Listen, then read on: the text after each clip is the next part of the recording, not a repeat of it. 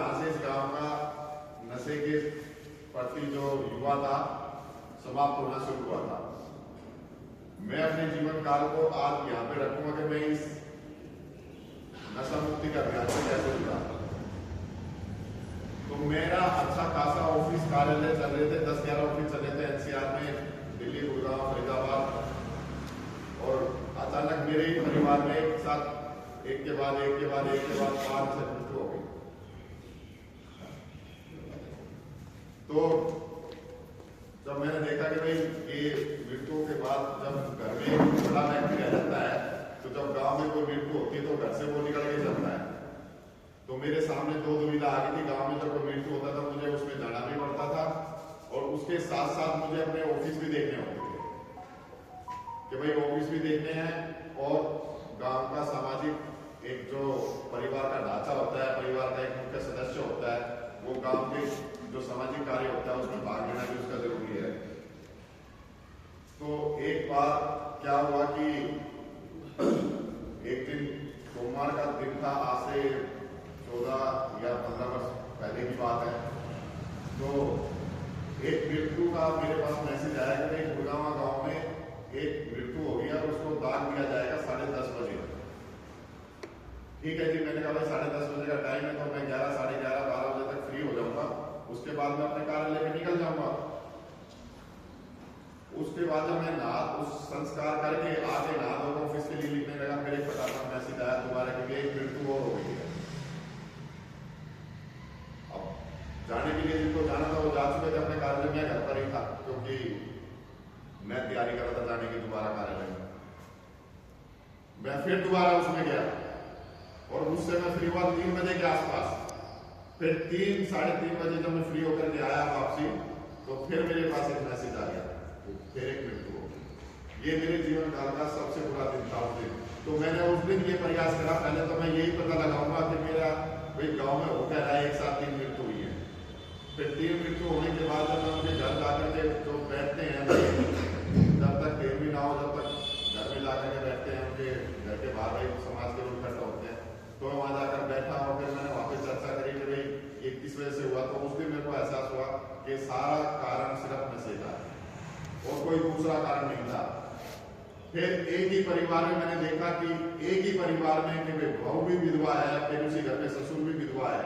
फिर दुख की बात यह होगी कि उसके घर में कोई जो लड़की थी कहीं दूसरे उसमें ब्याह की थी गाँव में, गुड़गांव से बाहर, वो भी विधवा है। कारण ये पता करा तो फिर नशा आया।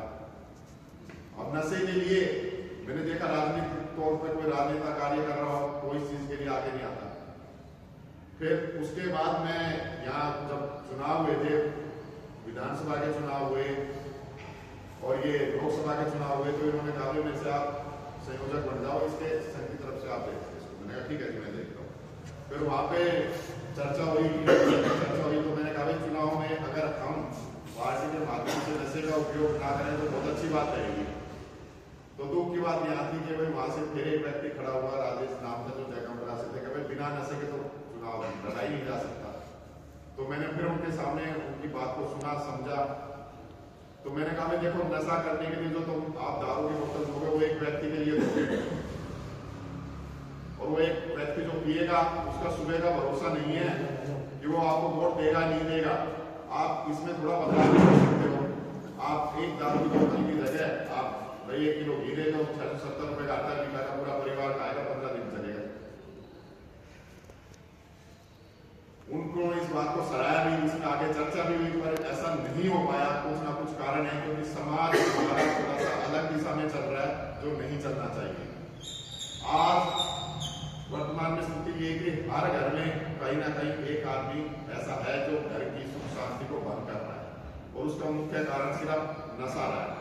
शुरुआत जैसे होती है, और शुरुआत का जो केंद्र रहता है वो रहता है हमारे जो शादी समारोह, विवाह भोजन, जन्म दिवस, ये सब चीजें होती हैं। यहाँ से क्या होता है, एक चलन और चल गया है कि भाई कोई भी शादी होगी, उसमें जब कोई भी कार्यक्रम होगा तो उसमें एक अलग से टेंट लगाया जाएगा, चाहे वो ये गार्डन हो या ये शादी करने के जितने भी स्थान हो, समारोह के जितने भी चौपाट हो, कोई भी हो, वहां एक नशे का लिए अलग से टेंट लगाया जाएगा।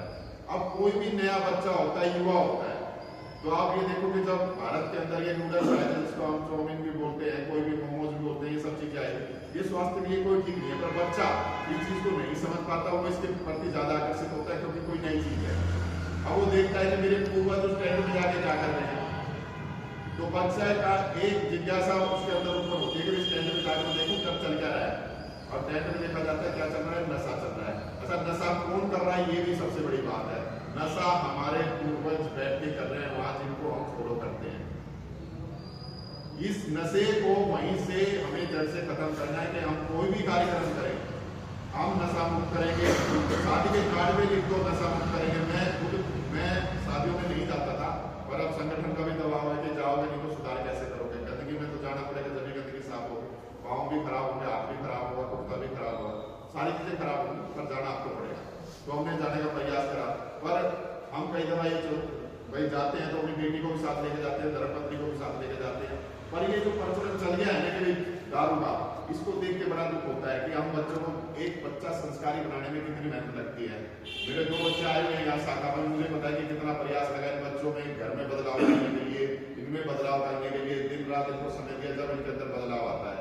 एक बच्चे को खराब करने के लिए तो लाखों लोग तैयार है, पर एक बच्चे को सुधारने के लिए एक आदमी भी तैयार नहीं। कमी का है सिर्फ सब हम अपने बारे में सोचते हैं, अपने परिवार के बारे में सोचते हैं। हमें सोचना पड़ेगा अपने समाज के बारे में, अपने बारे में, अपने परिवार के बारे में। हम जिस दिन सोच रहे हैं हम स्वयं खुद नशा नहीं करेंगे, उसके बाद हम सोचेंगे हमारे परिवार में कोई नशा नहीं करेगा, हमारे मोहल्ले में कोई नशा नहीं करेगा, कॉलोनी में कोई नशा नहीं करेगा। उसके बाद ये हो जाएगा कि शहर में भी कोई नशा नहीं करेगा, फिर जिले में नहीं, फिर देश में नहीं, ऐसे पूरे देश के लिए काम करेंगे।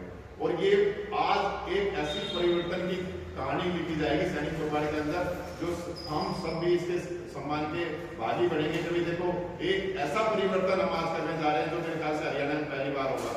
हमारे बड़े भाई है मंजीत जी, हम तो बड़ा भाई कहेंगे क्योंकि हमारा एक ही गोद भी है, एक ही कास्ट भी है, एक ही समाज भी है, एक ही गांव भी है। तो एक भाई अगर गलत दिशा में चला जाता है तो उसको सही दिशा में लाने में कितना समय लगता है, कितना प्रयास लगता है।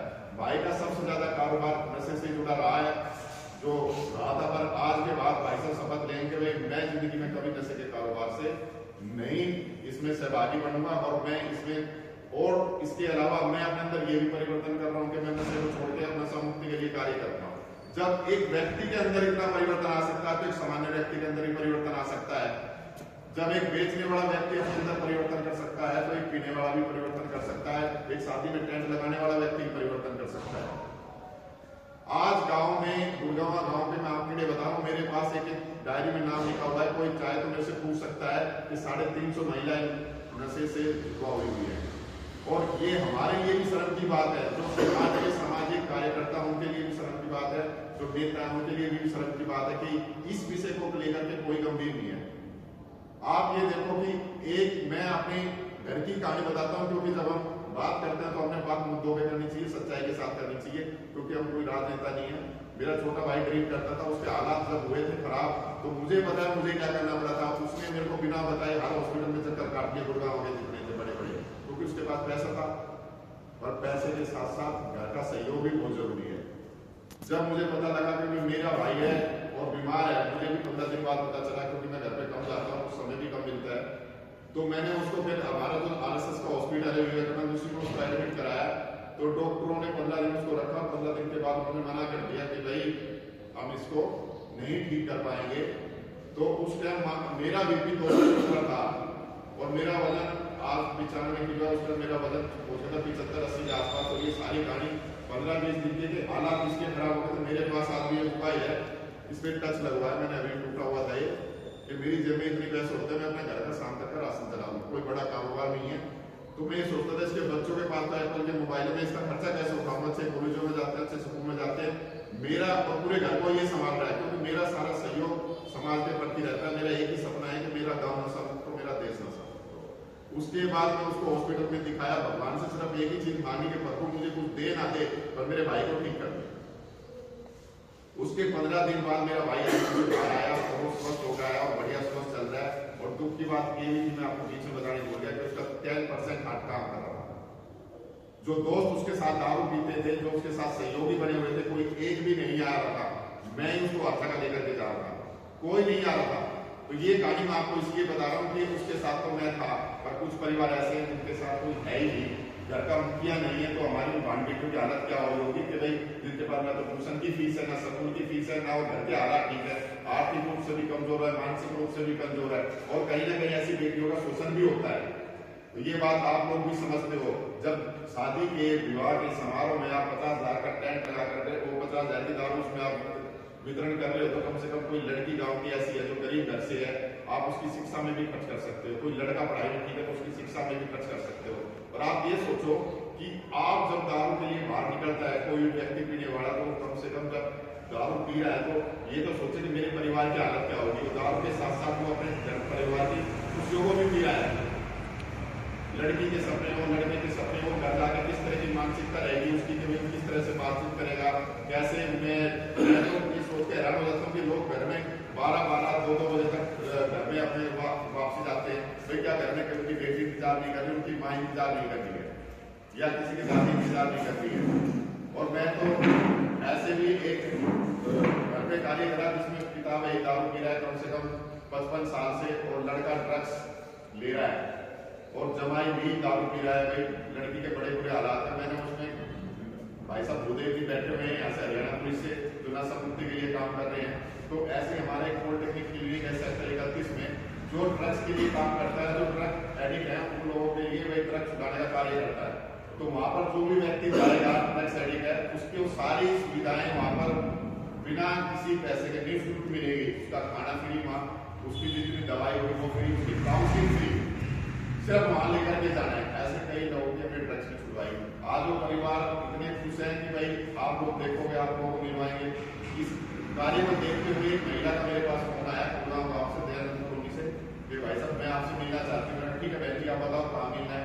उन्होंने एक स्थान बताया कि वहाँ मिलना है। ठीक है बहन जी, वहाँ पे मैं भी समाज से कुछ रात में लेकर आता था, थोड़ी आगे मैं उनसे मिलने गया तो उन्होंने बताया कि मेरे बेटे की उम्र 34 साल है, और मेरी जो दौरानी है और जीठानी है उसके भी एक लड़का है, वो दोनों अपने पोते को खिला रही है। मेरा लड़का आज भी ड्रग्स पी रहा है, और पिता उसके गवर्नमेंट जॉब में लड़के हैं, और लड़का ड्रग्स पीना कहाँ से सीखा है ये मैं आपको बता दूं।